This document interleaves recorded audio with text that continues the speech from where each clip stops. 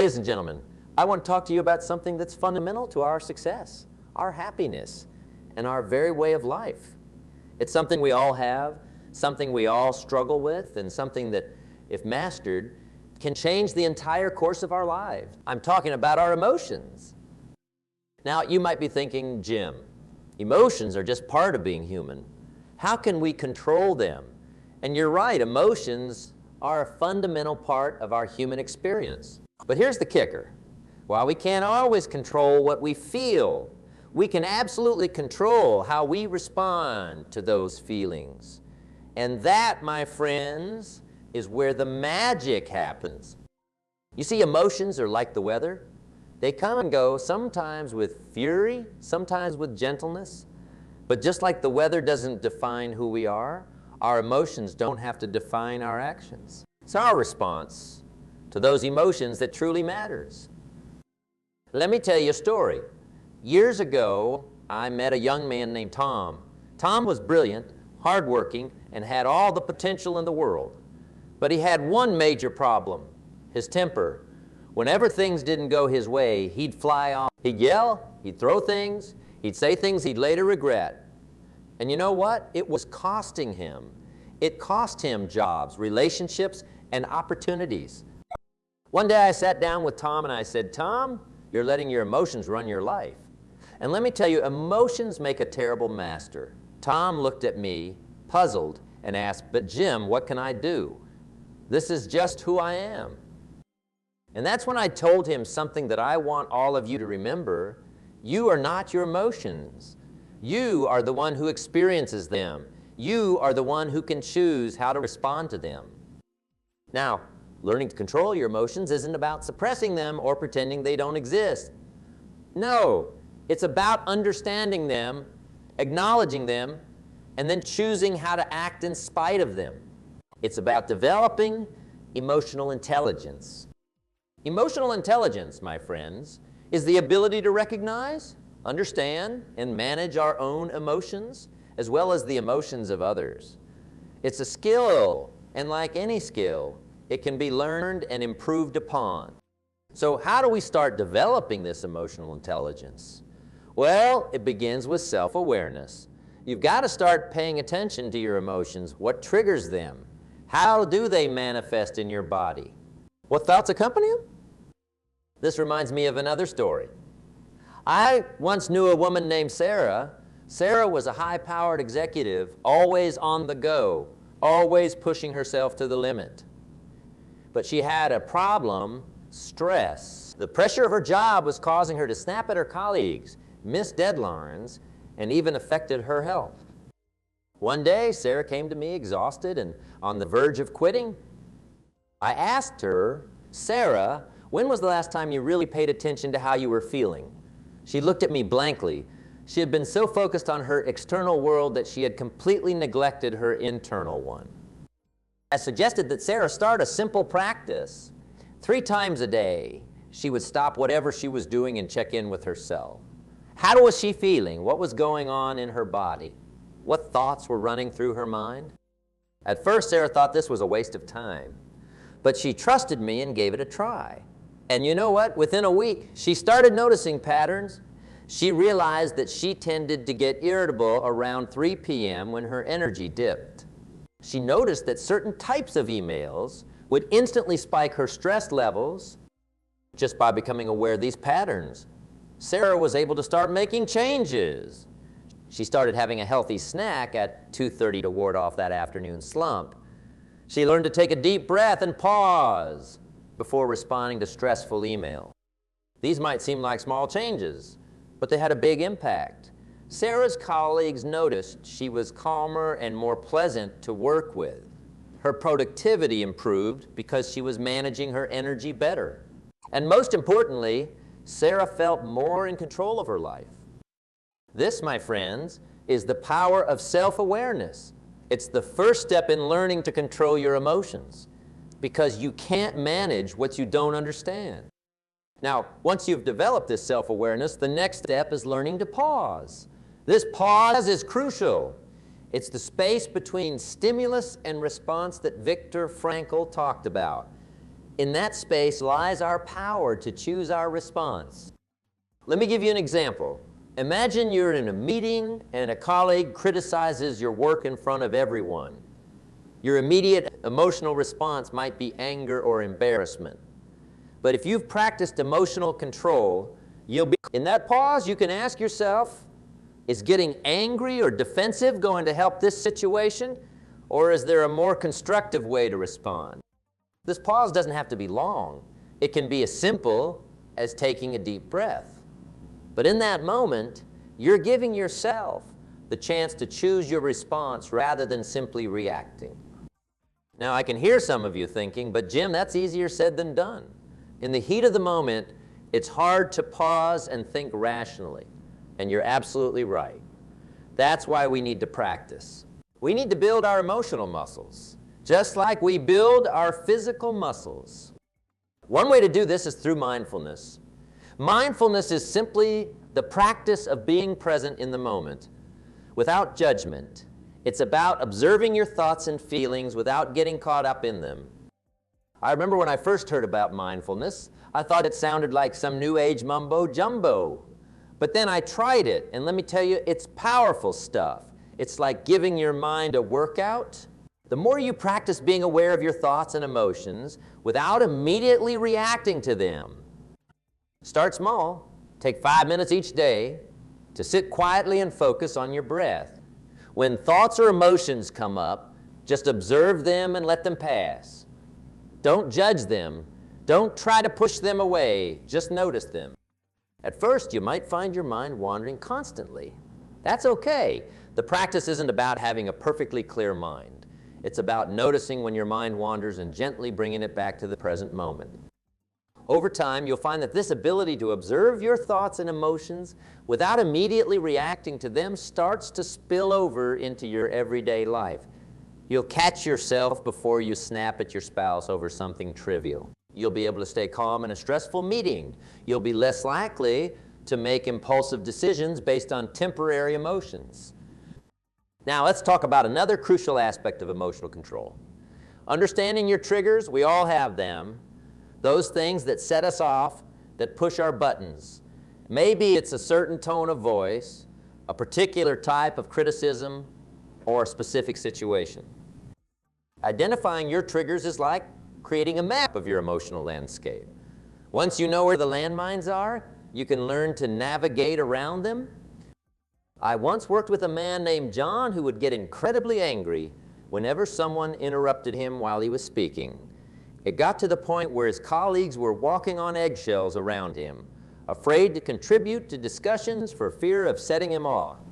When John and I dug into this, we discovered that his reaction stemmed from his childhood.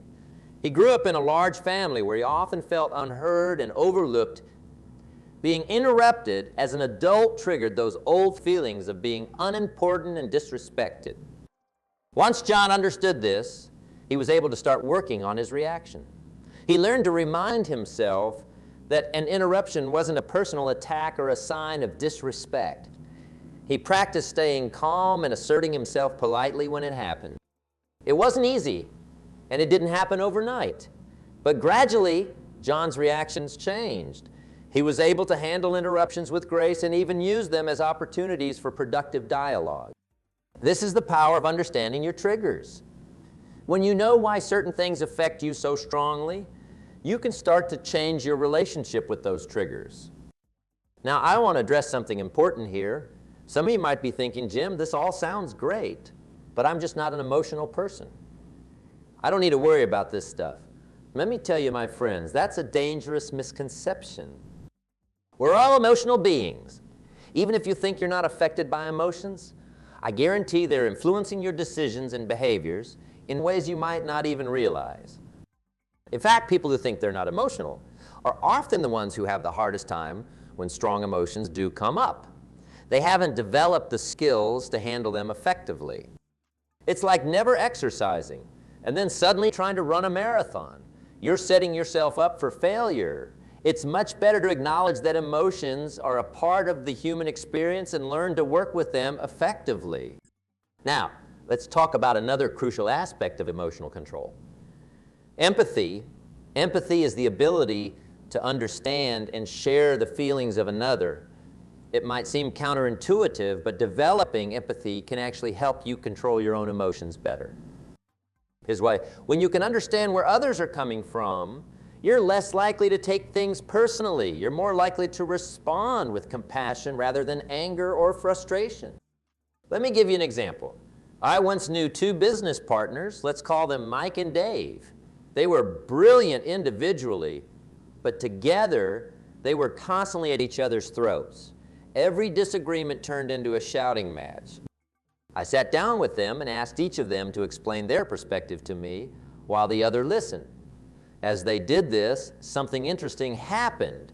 Mike realized that Dave's insistence on detailed planning wasn't about controlling him, but about Dave's own anxiety about failure. Dave understood that Mike's desire to move quickly wasn't recklessness, but excitement about their potential. Just by taking the time to understand each other's perspectives, they were able to de-escalate their conflicts. They started approaching disagreements with curiosity instead of hostility. Their business thrived as a result. This, my friends, is the power of empathy. When you can step outside of your own perspective and try to understand where others are coming from, it changes everything. Now, I want to address something that often comes up when we talk about controlling emotions. The idea that it means being cold or unfeeling. Nothing could be further from the truth. Emotional control isn't about suppressing your emotions or becoming a robot. It's about being able to experience your emotions fully without being controlled by them. It's about being able to choose how you express those emotions in a way that's constructive rather than destructive. Think about it like this. Emotions are like a powerful river. Left unchecked, they can flood and cause destruction, but when properly channeled, they can generate tremendous power and create beautiful things. That's what we're aiming for here. We want to harness the power of our emotions, not eliminate them. In fact, people with high emotional intelligence often experience emotions more richly and deeply than others. They're not afraid of their feelings because they know how to navigate them. Now, let's talk about another crucial aspect of emotional control: delayed gratification. This is the ability to resist the temptation for an immediate reward and wait for a later, often better reward. This might not seem directly related to emotions, but trust me, it's crucial. Many of our most destructive emotional reactions come from an inability to delay gratification. We lash out in anger because we can't handle the discomfort of staying calm. We give in to fear because we can't tolerate the uncertainty of moving forward. There's a famous study called the Stanford Marshmallow Experiment. Children were given a choice. They could have one marshmallow now, or if they waited 15 minutes, they could have 2 marshmallows. The researchers then followed these children into adulthood. What they found was astonishing. The children who were able to wait for the second marshmallow tended to have better life outcomes. They had higher SET scores, lower levels of substance abuse, lower likelihood of obesity, better social skills, and more. Why? Because the ability to delay gratification, to control your impulses, is fundamental to emotional intelligence and success in life. So how do we develop this skill? Well, like anything else, it takes practice. Start small. If you feel the urge to check your phone, try waiting 5 minutes. If you're tempted to say something hurtful in an argument, challenge yourself to stay silent for a count of 10. Over time, you'll find that your ability to resist immediate impulses grows stronger. And with that strength comes greater emotional control. Now, I want to talk about something that's often overlooked when we discuss emotional control, the role of physical health. You see, our minds and bodies are intimately connected. When we neglect our physical health, it becomes much harder to manage our emotions effectively. Think about it. When was the last time you felt emotionally balanced? When you were exhausted, hungry, or in pain? It's much harder to keep your cool when your body is under stress.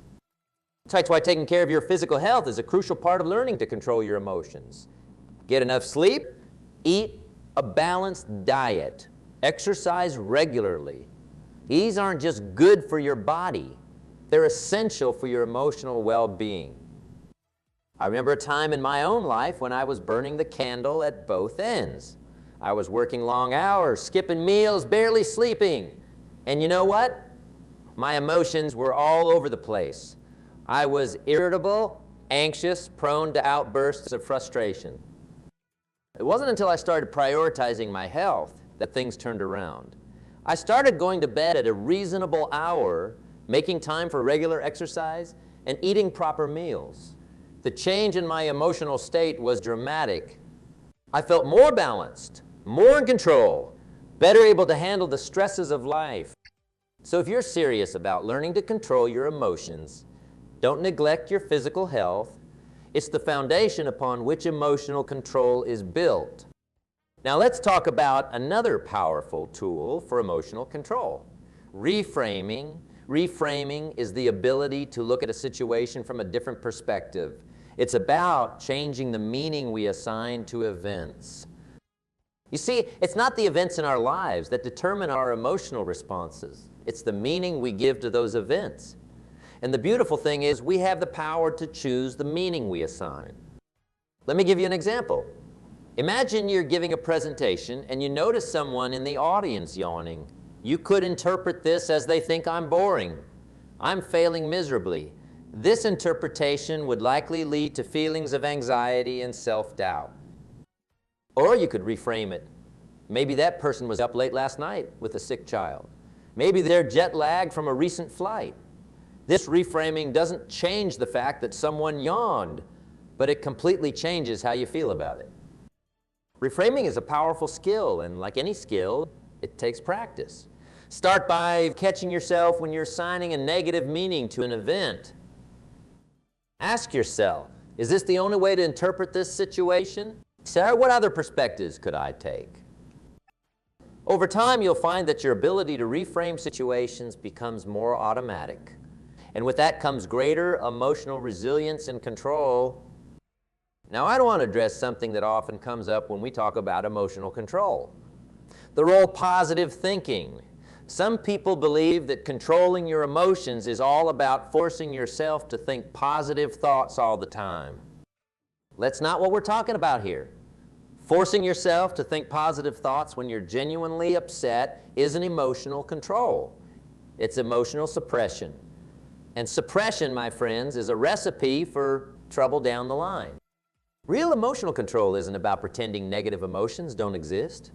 It's about acknowledging all of your emotions, positive and negative, and learning to respond to them in a healthy way. Think of it like this: emotions are like messengers. They bring us important information about our internal and external world. When we try to silence these messengers through forced positive thinking, we miss out on valuable insights. Instead of trying to force positive thoughts, aim for balanced, realistic thinking. Acknowledge your negative emotions, but don't let them control you. Look for the lessons they might be trying to teach you. For example, if you're feeling anxious about an upcoming presentation, don't try to force yourself to feel excited. Instead, acknowledge the anxiety. What's it telling you? Maybe it's highlighting areas where you need to prepare more. Use that information constructively.